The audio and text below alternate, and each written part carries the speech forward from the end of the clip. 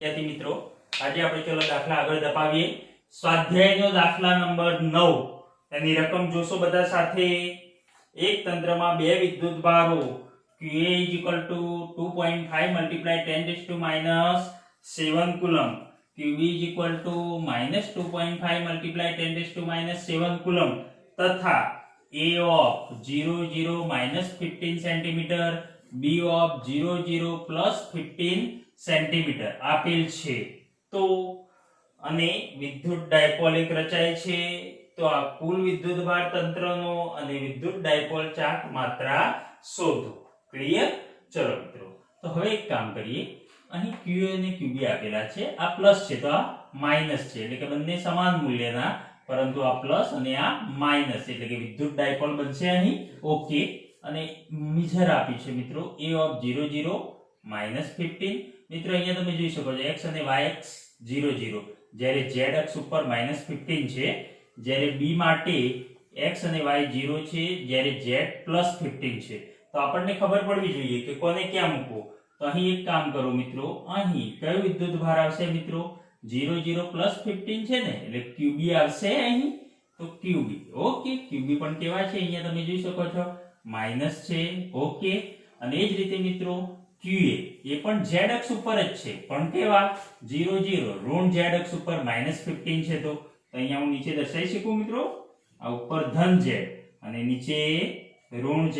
તો અહીં મિત્રો ધારો કે આપણે દર્શાવી દઈએ ઓકે, આ QB જે પ્લસ છે ઓકે।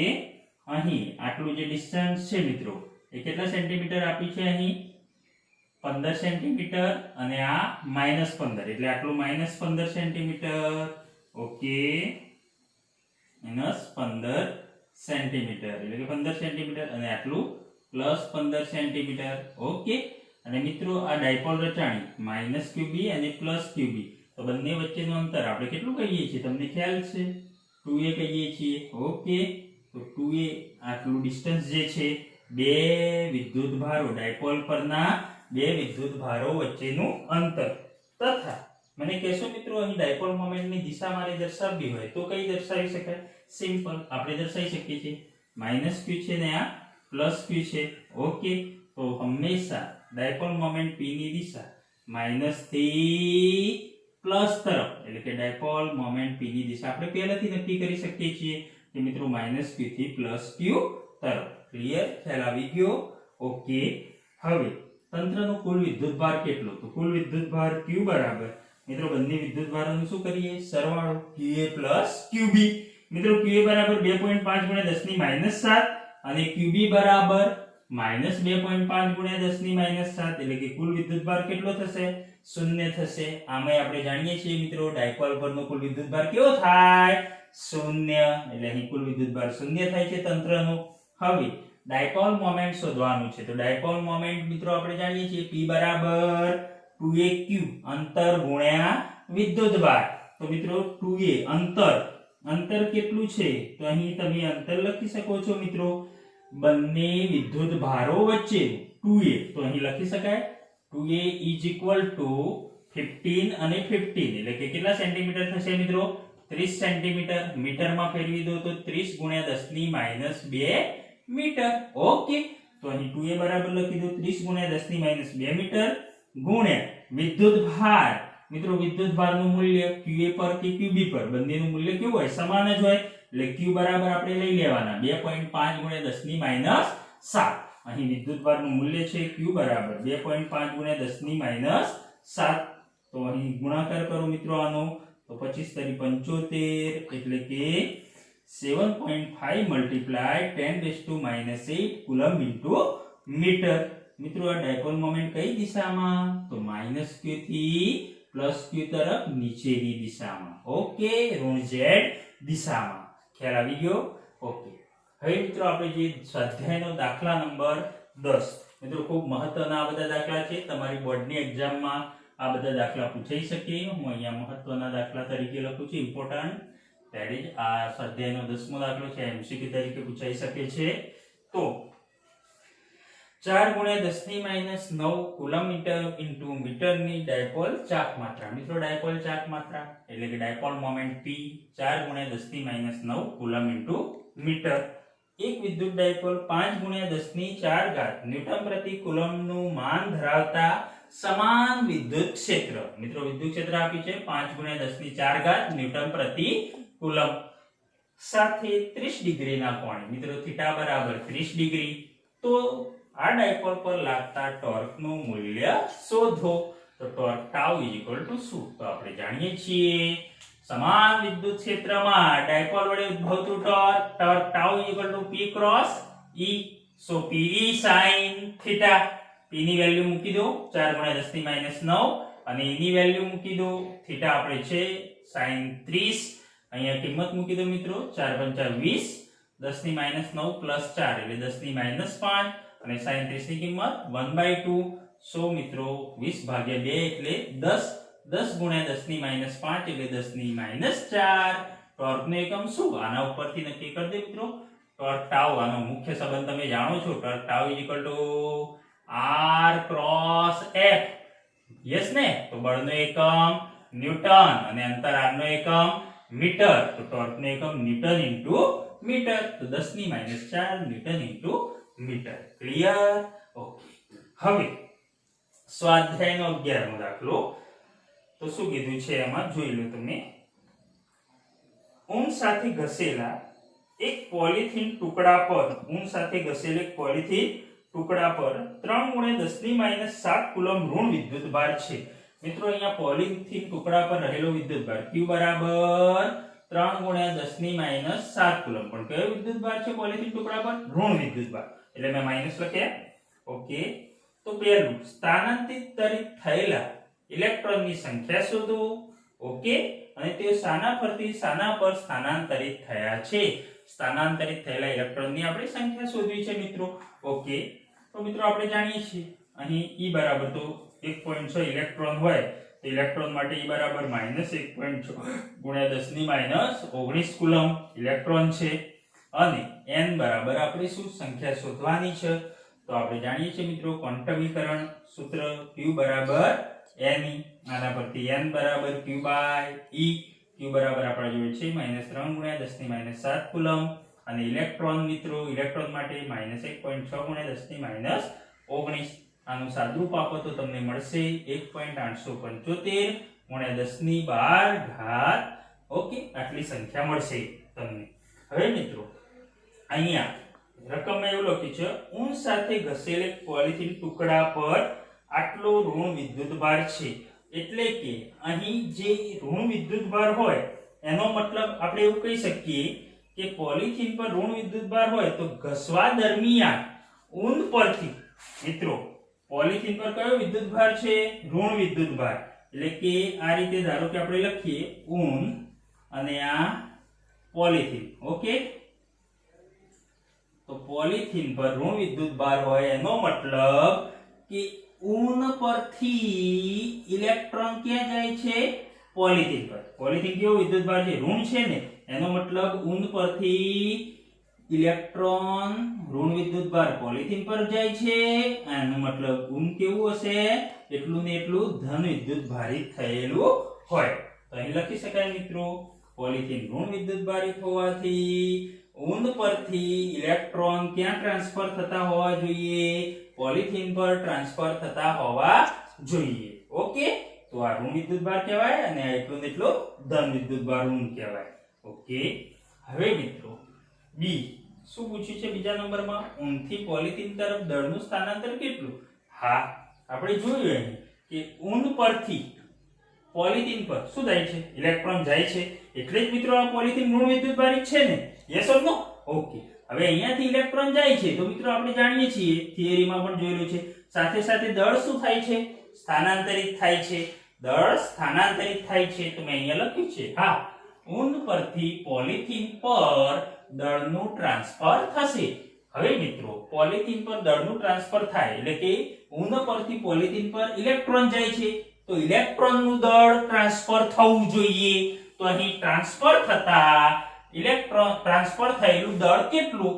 મિત્રો આપણે એક ઇલેક્ટ્રોનનું દળ જાણીએ છીએ 9.1 ગુણ્યા 10 ની -31 કિલોગ્રામ. હવે અહીં કેટલો ઋણ વિદ્યુતભાર જમા થયો, કેટલા ઇલેક્ટ્રોન ટ્રાન્સફર થયા? તો આપણા જોડે સૂત્ર છે મિત્રો, ટ્રાન્સફર થયેલું દળ, એક ઇલેક્ટ્રોનનું દળ me, એને આપણે સંખ્યા વડે ગુણી દઈએ એટલે કે જેટલી સંખ્યા મિત્રો કેટલી સંખ્યામાં ટ્રાન્સફર થયા તો આપણે શોધેલી છે 1.875 ગુણ્યા 10 ની 12 ઘાત ઇલેક્ટ્રોન અહીં ઊંધ પરથી પોલિથીન પર ટ્રાન્સફર થયા. એટલે અહીં લખી શકીએ મિત્રો, ટ્રાન્સફર થયેલું દળ, એક ઇલેક્ટ્રોનનું દળ ગુણ્યા કુલ ટ્રાન્સફર થયેલ ઇલેક્ટ્રોનની સંખ્યા. તો 1.875 ગુણ્યા 10 ની 12 અને માસ ઓફ ઇલેક્ટ્રોન 9.1 ગુણ્યા 10 ની -31 કિલોગ્રામ. તો અહીં તમને જવાબ મળશે 1.706 ગુણ્યા 10 ની -18 કિલોગ્રામ. આટલું દળ ઊંધ પરથી પોલિથીન પર ટ્રાન્સફર થયું છે. ક્લિયર? ઓકે. સ્વાધ્યાયનો 12મો દાખલો મિત્રો જુઓ શું કીધું છે, ધ્યાનથી રકમ જોજો. કોપરના અલગ કરેલા બે ગોળાઓ છે A અને B ના કેન્દ્ર વચ્ચેનું અંતર 50 સેન્ટીમીટર છે. મિત્રો આ A અને B ને મેં અનુક્રમે 1 અને 2 કીધેલા છે. A ને 1 કીધો છે અને B ને 2 કીધેલો છે. તો અહીં Q1 બરાબર Q2 બરાબર વિદ્યુતભાર આપ્યું છે તમને 6.5 ગુણ્યા 10 ની -7 કુલમ હોય. દરેક પરનો વિદ્યુતભાર કેટલો? 6.5 ગુણ્યા 10 ની -7 કુલમ. A પર અને B પર એટલે કે 1 પર અને 2 પર. ઓકે. તેમની વચ્ચેનું અંતર r બરાબર કેટલું છે? 50 સેન્ટીમીટર એટલે કે 50 ગુણ્યા 10 ની -2 મીટર. તો તેમની વચ્ચે પરસ્પર લાગતું અપાકર્ષણ બળ કેટલું હશે? અને તેમના અંતરની સરખામણીમાં તેમની ત્રિજ્યા અવગણી શકાય તેવી છે. તો મિત્રો આ બે વિદ્યુતભાર A અને B એટલે કે 1 અને 2 વચ્ચે લાગતું બળ F બરાબર k Q1 Q2 r². કિંમતો મૂકી દો. k બરાબર 9 ગુણ્યા 10 ની 9 ઘાત. Q1 અને Q2 સમાન છે, q² કરી દેશો તો પણ ચાલશે. q² 6.5 ગુણ્યા 10 ની -7 કુલમનો સ્ક્વેર અને r બરાબર 50 ગુણ્યા 10 ની -2 નો સ્ક્વેર.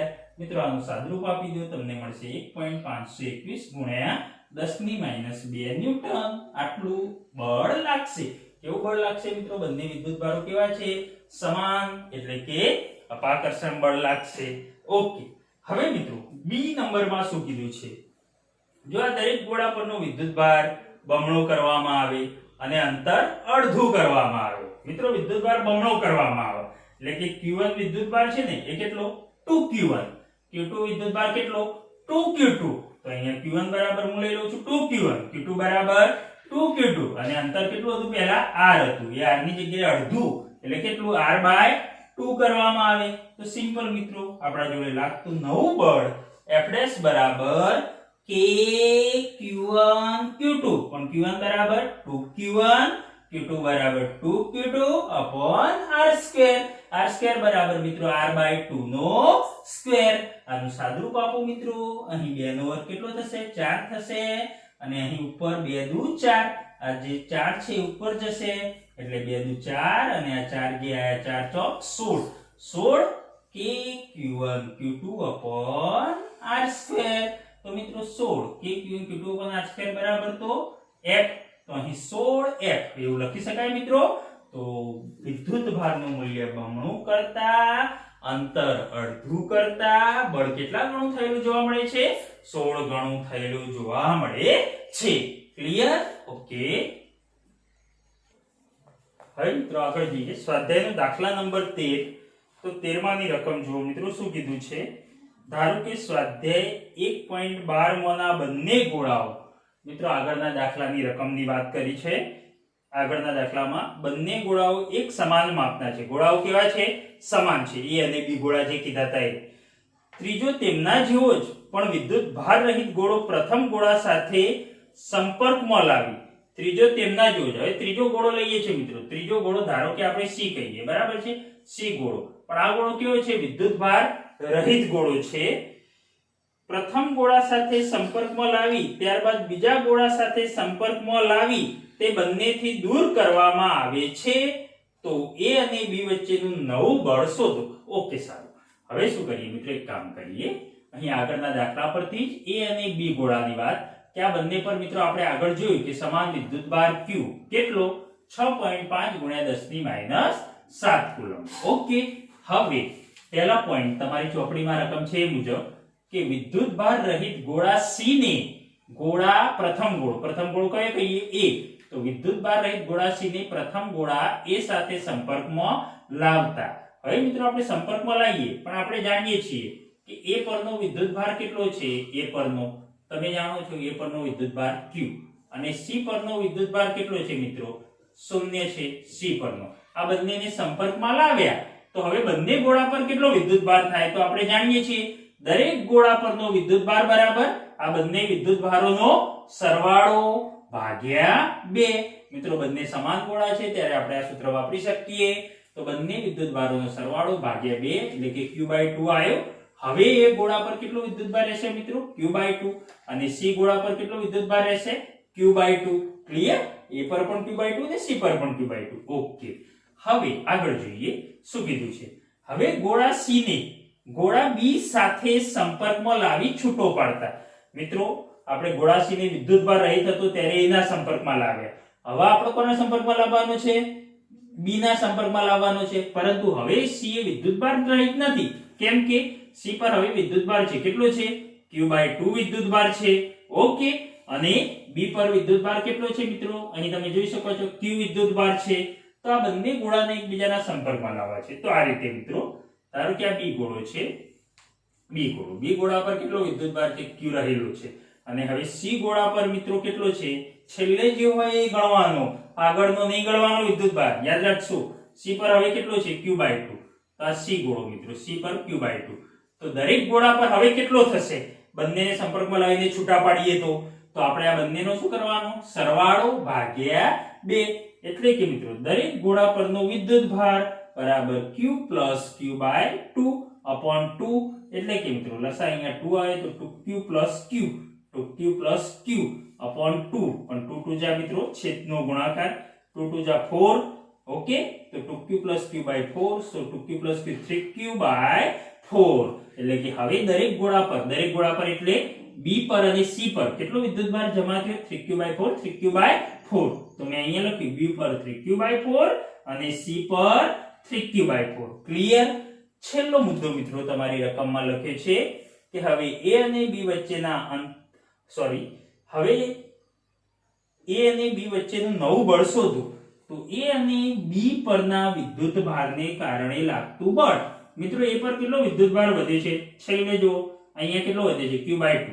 ઓકે, અને B પર છેલ્લે કેટલો વિદ્યુત ભાર છે? 3Q/4. આ બંને વચ્ચે લાગતું બળ શોધવાનું છે.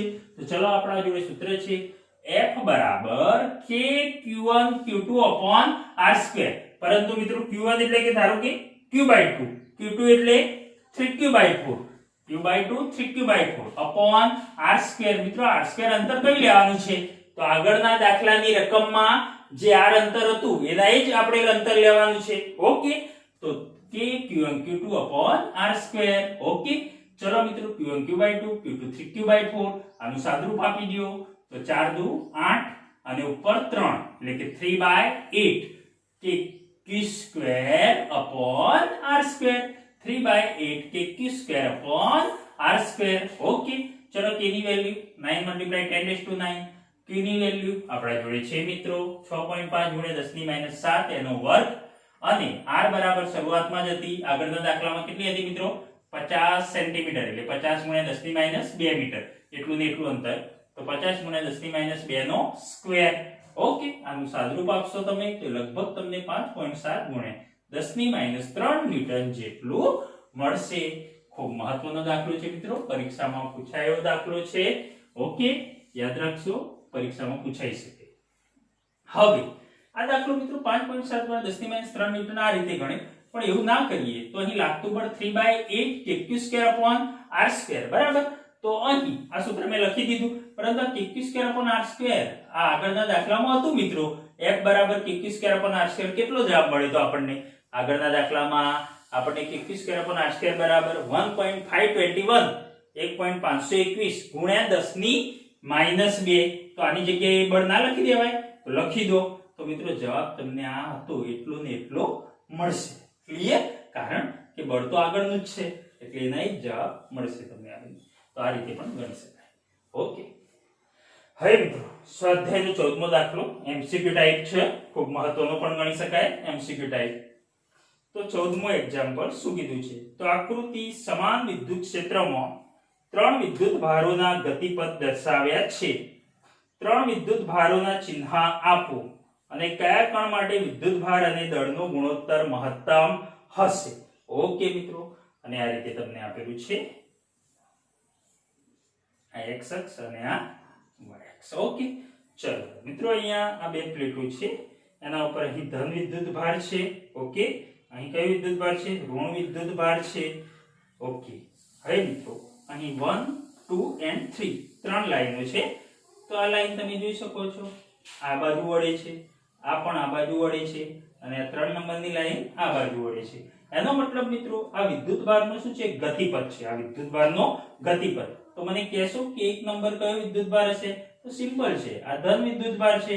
અને મિત્રો આ વિદ્યુત ભાર આમ આકર્ષાય છે, એનો મતલબ કે આ કેવો હોવો જોઈએ, ઋણ હોવો જોઈએ, કારણ કે ધન અને ઋણ વચ્ચે આકર્ષણ. અને એ જ રીતે 2 નંબર પણ આ બાજુ ડિફ્લેક્ટ થાય છે, ડિફ્લેક્ટ એટલે કે આ બાજુ વળાંક લે છે. એનો મતલબ 1 અને 2 ધન છે, તો એનો મતલબ આ ઋણ હોવા જોઈએ, જેથી જેમના વચ્ચે શું થાય છે, આકર્ષણ.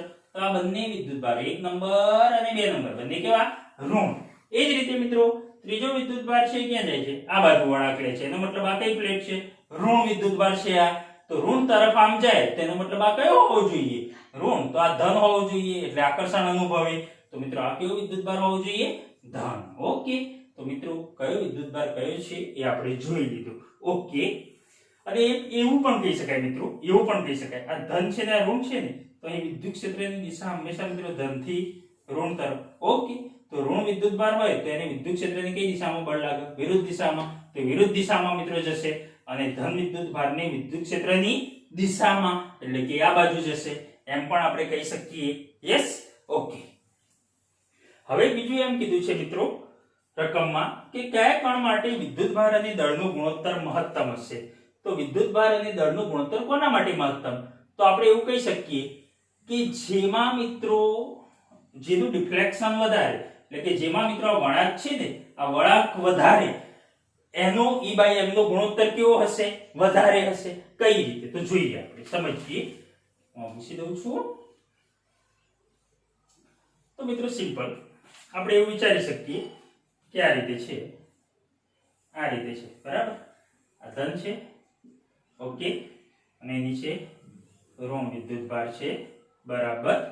તો અહીં તમે જોઈ શકો છો કે વિદ્યુત ક્ષેત્ર કઈ તરફ હોય, આ રીતે હોય, ધનથી ઋણ તરફ, ધનમાંથી બહાર નીકળીને ઋણમાં દાખલ થાય, આ રીતે વિદ્યુત ક્ષેત્ર છે, બરાબર.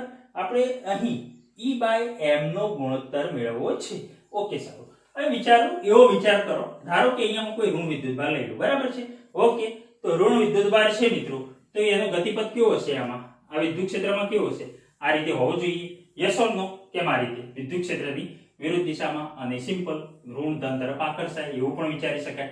તો આ રીતે હશે, બરાબર છે. ઓકે, સારું. ચલો હવે મિત્રો આ રીતે આનું ડિફ્લેક્શન કેટલું થયું, તો અહીંયા તમે જોઈ શકો છો. ડિફ્લેક્શન એટલે કેટલું, વળાંક કેટલો લીધો, આમ જતો હતો તો કેમ ગયું, આમ ગયું, એટલે કે આટલો વળાંક લીધો. આટલો વળાંક એટલે કેટલો, y જેટલો. અને એને આટલું શું કાપ્યું, આટલું અંતર કાપ્યું, અને એનું સ્થાનાંતર જે છે એ આટલું થયું, y જેટલું થયું. ઓકે, હવે મિત્રો આ જે માઈનસ વિદ્યુત ભાર હતો એના ઉપર બળ કઈ દિશામાં લાગે, તો સિમ્પલ વિદ્યુત ક્ષેત્રને કારણે લાગતું બળ કઈ દિશામાં હોય, ઉપરની દિશામાં હોય. ઋણ વિદ્યુત ભાર પર વિદ્યુત ક્ષેત્રની દિશાની વિરુદ્ધ, બરાબર છે. વિદ્યુત ક્ષેત્ર આ બાજુ છે, એની વિરુદ્ધ કેવી બળ લાગશે. ઓકે, સારું. હવે મિત્રો આપણે જે સૂત્ર છે સ્થાનાંતરનું, x બરાબર v0t plus 1/2 at². Yes or no. Okay મિત્રો, સ્થાનાંતર કેટલું થાય છે, y. તો અહીં x ની જગ્યાએ હું લખી દઉં y સ્થાનાંતર. મિત્રો v0 પ્રારંભિક તો એની જ જગ્યાએ છે, અહીંયા વિદ્યુત ભાર, એટલે કે પ્રારંભિક વેગ કેવો, 0. ઓકે, અહીંયાથી આગો પાછો થતો નથી, એટલે કે પ્રારંભિક વેગ 0 પ્લસ 1/2 at². મિત્રો એ કેટલો, પ્રવેગ કેટલો વિદ્યુત ક્ષેત્રને કારણે, તો આપણે લખી શકીએ F બરાબર લાગતું બળ, F બરાબર QE. ઓકે, પરંતુ F બરાબર ma QE. આના પરથી એને સૂત્ર કરતા બનાવી દો, તો એ બરાબર શું થાય, A QE by M. A QE by M અહીં મૂકી દો મિત્રો. A QE by m into t square. Yes, તો અહીં લખી શકાય y is equal to આ q by m ની હું લખી લખું છું q by m into et square by 2 into et square by 2. Okay, તો અહીં તમે જોઈ શકો છો કે q by m અહીં અને આ y, તો જેમાં મિત્રો q by m નું મૂલ્ય વધુ હશે, q by m નું મૂલ્ય કેવું હશે? વધુ હશે, એટલે કે જેનું ડિફ્લેક્શન કેવું હશે મિત્રો? વધારે હશે. આવું આપણે લખી શકીએ ને મિત્રો. આ અચળ ગણી લો, ધારો કે et square by 2, તો y ચલે છે q by m, તો q by m નું મૂલ્ય જેમાં વધુ એનું ડિફ્લેક્શન પણ કેવું? વધુ. તો અહીંયા કોનું ડિફ્લેક્શન વધારે થાય છે? આનું મૂલ્ય વધુ, એનું ડિફ્લેક્શન એટલે કે આ વળાંક વધુ હોય, તો અહીંયા કોનું ડિફ્લેક્શન વધારે થાય છે? તમે 1, 2 અને 3 નંબરમાં જોઈ શકો છો મિત્રો. કોનું સ્થાનાંતર વધુ થાય છે? આ રીતે જોજો, આ y સ્થાનાંતર, આમાં y સ્થાનાંતર, આમાં y સ્થાનાંતર કોનું થાય છે? 3 નંબરનું થાય છે કે નહીં? y વધુ એનો q by m વધુ, એટલે કે 3 નંબરમાં મિત્રો y નું મૂલ્ય વધારે છે. ક્લિયર? તો અહીં મેં લખ્યું છે કે e by m એટલે કે q by m નો ગુણોત્તર એ આ વળાંક એ ચલે છે વળાંક. ઓકે, તો 3 માં વળાંક વધુ છે એટલે કે q by m નો ગુણોત્તર કેવો છે? વધુ છે. વળાંક એટલે y વધુ છે. સમજણમાં આવ્યું? ઓકે, તે લખશું. હવે સ્વાધ્યાયનો દાખલા નંબર 15. તો મિત્રો સ્વાધ્યાયનો 15મો એક્ઝામ્પલ જોશો.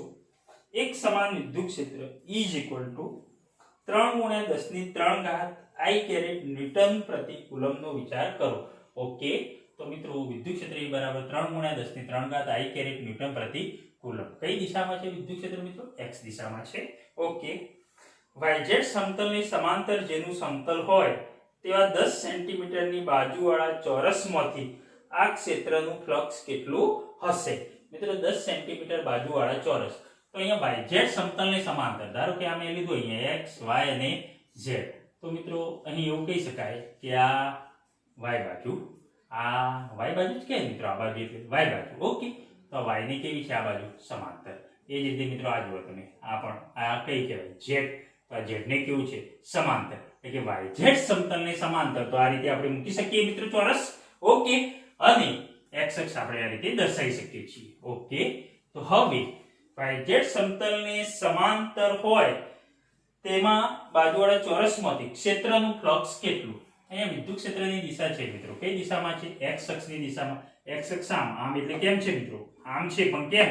આમ છે. ઓકે, એટલે કે વિદ્યુત ક્ષેત્રની દિશા x અક્ષની દિશામાં છે, આ દિશામાં છે.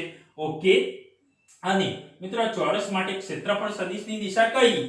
તો આ તો yz સમતલમાં છે. યસ ઓર નો? તો હંમેશા મિત્રો ક્ષેત્રફળ સદિશ સમતલને કેવું હોય? આ રીતે લંબ હોય, એટલે કે yz સમતલને આ રીતે લંબ મળશે. અને એ જ રીતે મિત્રો વિદ્યુત ક્ષેત્ર પણ આ દિશામાં છે, એટલે કે વિદ્યુત ક્ષેત્ર x દિશામાં છે. Yes or no? I caret. અને એ જ રીતે મિત્રો સમતલને લંબ ક્ષેત્રફળ સદિશ એ પણ કઈ દિશામાં છે? x દિશામાં. એટલે કે વિદ્યુત ક્ષેત્ર અને ક્ષેત્રફળ સદિશ બંને એક જ દિશામાં થયા, એટલે થીટા કેટલો મળે મિત્રો તમને? 0 મળે. યસ, e અને a વચ્ચેનો ખૂણો કેટલો મળશે? 0 મળશે. તો અહીં એક કામ કરીએ મિત્રો, આ ચોરસનું ક્ષેત્રફળ એ બરાબર લંબાઈનો વર્ગ. લંબાઈ કેટલી છે મિત્રો? તમને આપી છે 10 સેન્ટીમીટર, એટલે કે 0.1 મીટર લખાય. તો 0.1 નો વર્ગ એટલે કે 0.01 મીટર સ્ક્વેર. હવે આપણે જાણીએ છીએ આ ચોરસ સાથે સંકળાયેલું ફ્લક્સ phi બરાબર E ડોટ A બરાબર EA cos થીટા. પણ થીટા તો કેટલા? 0. તો EA cos 0, cos 0 ની કિંમત 1, એટલે કે EA. ઓકે, E આપણા જોડે છે 3 × 10⁻³ અને ક્ષેત્રફળ સદિશ છે 0.01. મૂકી દો તો 30 ન્યૂટન મીટર સ્ક્વેર પ્રતિ કુલમ્બ. આટલું તમને ફ્લક્સ મળશે. ઓકે, કઈ દિશામાં? તો મિત્રો આ રીતે x અક્ષની દિશામાં જ છે. ઓકે, હવે જો થીટા બરાબર 60 ડિગ્રી લો, બીજો પાર્ટ છે. જો બંને વચ્ચેનો કોણ થીટા બરાબર કેટલો હોય? વિદ્યુત ક્ષેત્ર અને ક્ષેત્રફળ સદિશ વચ્ચેનો કોણ 60. તો થીટા બરાબર 60, તો phi બરાબર EA cos 60, એટલે કે E ની વેલ્યુ મૂકો, A ની વેલ્યુ મૂકી દો. cos 60 ની કિંમત 1/2. મિત્રો આનું સાદુરૂપ આપતા 15 ન્યૂટન મીટર સ્ક્વેર પ્રતિ કુલમ્બ ફ્લક્સ મળશે. ક્લિયર? સમજણમાં આવ્યું? Okay sir. હવે આના પછી છે દાખલા નંબર 16, સ્વાધ્યાયનો 16મો દાખલો. આ દાખલો આપણે ધ્યાનથી જોઈશું, થોડું સમજીશું પણ. તો સ્વાધ્યાયના 16મા દાખલામાં શું કીધું છે? 20 સેન્ટીમીટરની બાજુવાળા એક ઘન કે જેની બાજુઓ યામ સમતલને સમાંતર રાખેલ હોય તેમાંથી દર્શાવેલ વિદ્યુત ક્ષેત્રનું, આ દાખલામાં સ્વાધ્યાય 15માં દર્શાવેલ વિદ્યુત ક્ષેત્રનું ફ્લક્સ કેટલું હશે? મિત્રો 20 સેન્ટીમીટરની બાજુવાળો એક ઘન છે અને એની બાજુ યામ સમતલને શું છે? સમાંતર છે. આ મિત્રો શું હતું? એક ચોરસ હતું, બરાબર, જે yz સમતલને સમાંતર હતું. તમે જોઈ શકો છો મિત્રો, yz સમતલને સમાંતર એટલે કે આપણે yz સમતલમાં મૂકી દેવાનું. ઓકે, સારું. અને એ જ રીતે હવે મિત્રો ઘન કીધું છે. ઘન કીધો છે એટલે અહીંયા ચોરસ હતું એટલે દ્વિપરિમાણ, બે જ બાજુઓ કલેક્ટ કરતું હતું. યસ, જ્યારે ઘન લેશો તો x, y અને z ત્રણે ત્રણ બાજુઓ કલેક્ટ કરશે. તો એક કામ કરીએ મિત્રો, હું અહીંયા તમને થોડું સમજાવું કઈ રીતે. તો અહીં આપણે એવું વિચારી શકીએ મિત્રો કે આ રીતે ધારો કે સમાન વિદ્યુત ક્ષેત્ર છે. યસ સર, એ વિદ્યુત ક્ષેત્ર કઈ દિશામાં આપ્યું છે? આગળના દાખલા પરથી, આ દાખલામાં આગળના દાખલા પરથી કઈ દિશામાં છે? x અક્ષની દિશામાં છે. તો આ રીતે હું x અક્ષની દિશા લઉં, બરાબર, આ x અક્ષની દિશા. ઓકે, એમાં વિદ્યુત ક્ષેત્ર E છે. ઓકે, આ રીતે દર્શાવી શકાય. હવે આમાં હું એક ઘન મૂકી દઉં, આ રીતે ઘન મૂકી દેવાય, આ રીતે ઘન મૂકી શકો છો મિત્રો. ઓકે, આ રીતે ઘન મૂકી દીધું મેં. ઓકે, યસ, બરાબર, આ ઘન લઈ લીધું મેં. સારું. હવે આ ઘન જે લીધો મિત્રો, આમાં તમે જોઈ શકો છો કે વિદ્યુત ક્ષેત્ર રેખાઓ કેટલી પસાર થાય છે? અહીંયા બે વિદ્યુત ક્ષેત્ર રેખાઓ પસાર થાય છે. યસ, આ ઘનમાંથી પસાર થતી ક્ષેત્ર રેખાઓ કઈ છે? એક તો આ છે, યસ, અને બીજી કઈ છે? આ છે. ઓકે, તો તમે જોઈ શકો છો મિત્રો, આ ક્ષેત્ર રેખા અહીંથી શું થાય છે? બહાર નીકળે છે, આઉટવર્ડ્સ. ઓકે, અહીંથી બહાર નીકળે છે અને અહીંયાથી શું થાય છે? આ બંને ક્ષેત્ર રેખાઓ દાખલ થાય છે ઇનવર્ડ્સ. મિત્રો અહીંયાથી શું થાય છે? દાખલ થાય છે. એટલે કે બે ક્ષેત્ર રેખાઓ દાખલ થાય છે અને એટલી તેટલી ક્ષેત્ર રેખાઓ શું થાય છે? બહાર નીકળે છે. આપણે જાણીએ છીએ મિત્રો, દાખલ થતું ફ્લક્સ બરાબર બહાર નીકળતું ફ્લક્સ. એટલે કે મિત્રો અહીંયા આ દાખલ થાય અને બહાર નીકળે, બંને કેવું છે? સમાન જ હોય. એટલે કે આ બંને સમાન હોવાથી આપણે અહીં લખી શકીએ કે કુલ ફ્લક્સ કેટલું? 0. દાખલ થતું ફ્લક્સ બરાબર બહાર નીકળતું ફ્લક્સ, એટલે કે કુલ ફ્લક્સ કેટલું મળશે મિત્રો? 0 મળશે. ક્લિયર? તો અહીં મિત્રો આના પરથી પણ આપણે કહી શકીએ કે અહીં બંને ફ્લક્સ સમાન છે, જેટલું દાખલ થાય છે એટલું બહાર નીકળે છે, એટલે કુલ ફ્લક્સ φ બરાબર 0 ઘનમાંથી પસાર થતું. હજી પણ બીજી રીતે સમજવું હોય તો સમજીએ. આપણે એક કામ કરીએ, ઉભા રહો, બીજી રીતે સમજવા પ્રયત્ન કરીએ, આ પણ સારો ખ્યાલ આવે એવું છે. ધારો કે આ રીતે હું xy z સમતલ દોરી દઉં.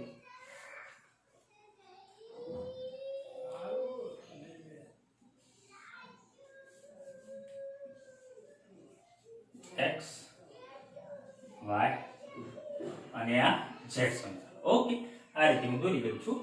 ધારો આ રીતે ઘન છે આપણા જોડે કે x y z સમતલમાં જ છે ને, ત્રણેય બાજુને સમાંતર, એટલે આ રીતે દોરી શકાય. યસ, ક્લિયર મિત્રો? તો આ રીતે x y z સમતલમાં એક ઘન આ રીતે છે, બરાબર. અહીં ક્ષેત્ર, વિદ્યુત ક્ષેત્ર કઈ દિશામાં છે? I caret. મિત્રો 16મા દાખલા માટે વાત કરીએ છીએ આપણે. I કેરેટ એટલે કે વિદ્યુત ક્ષેત્ર x અક્ષની દિશામાં છે. ઓકે, વિદ્યુત ક્ષેત્ર x અક્ષની દિશામાં છે. સારું. હવે મિત્રો એક કામ કરો, આ ઘન માટે અહીંયા આપણે એવું કહી શકીએ કે વિદ્યુત ક્ષેત્ર તો x અક્ષની દિશામાં છે, આ ફાઇનલ દિશા. હવે આના માટે ક્ષેત્રફળ સદિશ કેમ હોય? આ દિશામાં હોય. ક્ષેત્રફળ સદિશ છે આ પૃષ્ઠ.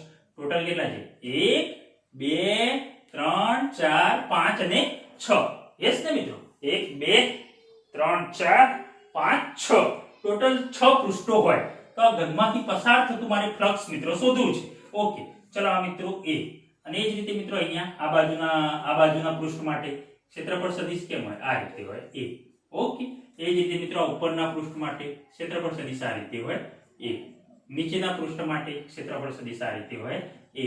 ઓકે, એ જ રીતે મિત્રો પાછળનું પૃષ્ઠ, આ પાછળના પૃષ્ઠ માટે ક્ષેત્રફળ સદિશ આ રીતે હોય, આગળના પૃષ્ઠ માટે ક્ષેત્રફળ સદિશ આ રીતે હોય. તો એક કામ કરો મિત્રો, આને હું નંબર આપી દઉં, આને 1 નંબર, આને 1 નંબર, અને 2 નંબર કહું, અહીં પાછળના પૃષ્ઠ માટે 3 નંબર કહું, આગળના પૃષ્ઠ માટે 4 નંબર કહું. તો અહીંયા તમે જોઈ શકો છો મિત્રો કે વિદ્યુત ક્ષેત્ર આ દિશામાં છે. વિદ્યુત ક્ષેત્ર કઈ દિશામાં છે? આ દિશામાં છે. તો મિત્રો અહીં A અને E વચ્ચેનો ખૂણો કેટલો થશે? 90 ડિગ્રી. એ જ રીતે અહીંયા પણ વિદ્યુત ક્ષેત્ર કઈ દિશામાં છે? આ દિશામાં છે. તો A અને E વચ્ચેનો ખૂણો કેટલો થશે? 90 ડિગ્રી. એ જ રીતે મિત્રો પાછળના માટે વાત કરીએ તો પાછળ મિત્રો વિદ્યુત ક્ષેત્ર કઈ દિશામાં? આ દિશામાં થાય અને ક્ષેત્રફળ સદિશ કેમ હોય? અંદરની તરફ. એટલે કે મિત્રો આ રીતે હોય, બરાબર છે, અંદરની તરફ.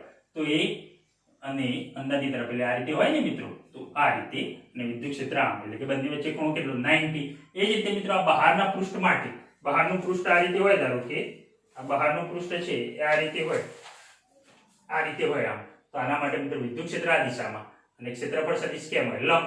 એટલે કે આ પણ ખૂણો કેટલો થયો? 90. એટલે આના માટે પણ મિત્રો કેટલું થશે? 90 થશે. યસ, 90. એટલે કે તમે જોઈ શકો છો 1 નંબર, 2 નંબર, પાછળનું પૃષ્ઠ ને આગળનું પૃષ્ઠ, ચારે ચાર માટે અહીંયા ફ્લક્સ phi શોધીએ આપણે. તો phi E dot A એટલે કે EA cos 90. મિત્રો cos 90 કેટલું મળે? 0 મળે. ઓકે. તો ચારે ચાર પૃષ્ઠ સાથે સંકળાયેલું ફ્લક્સ કેવું મળ્યું? 0 મળ્યું. હવે મિત્રો અહીંયા આ નંબર લઈએ, આ બાજુ લઈએ. તો આ 5 અને આ બાજુ લઈએ 6. તો આ પાંચમી બાજુ માટે મિત્રો ક્ષેત્રફળ સદિશ આ દિશામાં છે અને વિદ્યુત ક્ષેત્ર પણ આ દિશામાં છે. એ શું? તો x અક્ષની દિશામાં. તો બંને એક જ દિશામાં, એનો મતલબ θ બરાબર 0. એટલે ફ્લક્સ phi બરાબર EA cos 0. cos 0 ની કિંમત 1. તો અહીં મિત્રો phi પાંચમા નંબર EA મળશે અહીંયા. અને અહીંયા મિત્રો કેટલું મળશે? તો અહીંયા ક્ષેત્રફળ સદિશ આ દિશામાં છે પણ વિદ્યુત ક્ષેત્ર કેમ આમ છે ને? વિદ્યુત ક્ષેત્ર કેમ છે? આમ છે ને, E. ઓકે. તો આ બંને વચ્ચે ખૂણો કેટલો મળે મિત્રો? આ બંને વચ્ચે કેટલો મળે? 180. તો અહીં લખી શકો phi બરાબર EA cos 180. તો મિત્રો કેટલું મળશે? cos 180 ની કિંમત -1 એટલે કે માઈનસ EA મળશે. cos 180 -1 એટલે કે માઈનસ EA. તો તમે જોઈ અહીંયા phi 6 કેટલું મળે? Minus EA. એટલે કે આ પ્લસ EA આ બાજુ અને આ બાજુ માઈનસ EA. તો શું થશે મિત્રો? સરવાળો, કુલ ફ્લક્સ. ફ્લક્સનો હંમેશા શું થાય? સરવાળો. phi બરાબર phi 1 plus phi 2 plus phi 3 plus phi 4 plus phi 5 plus phi 6. મિત્રો આ તો 1 થી 4 નો તો આપણે સરવાળો જોયો અહીંયા કેટલો થાય છે? 0. પણ phi 5 અને phi 6 કરો તો શું થશે? EA minus EA plus EA અને આ minus EA કેટલું થશે? 0. આમ એવું કહી શકાય મિત્રો કે આવા કોઈ ઘન હોય અને આ રીતે XYZ સમતલને સમાંતરે આ રીતે ઘન મૂકવામાં આવે તો તેની સાથે સંકળાયેલું ફ્લક્સ કેટલું મળશે? તમને 0 મળશે. શું ખ્યાલ આવ્યો આમાં? તો મેં તમને બે રીતે સમજાવ્યું મિત્રો, કઈ રીતે. બાકી તમારે તો ડાયરેક્ટ જ લખવાનું છે. દાખલ થતું ફ્લક્સ બરાબર બહાર નીકળતું ફ્લક્સ એટલે કે કુલ ફ્લક્સ કેવું મળશે મિત્રો? 0. ક્લિયર? ઓકે.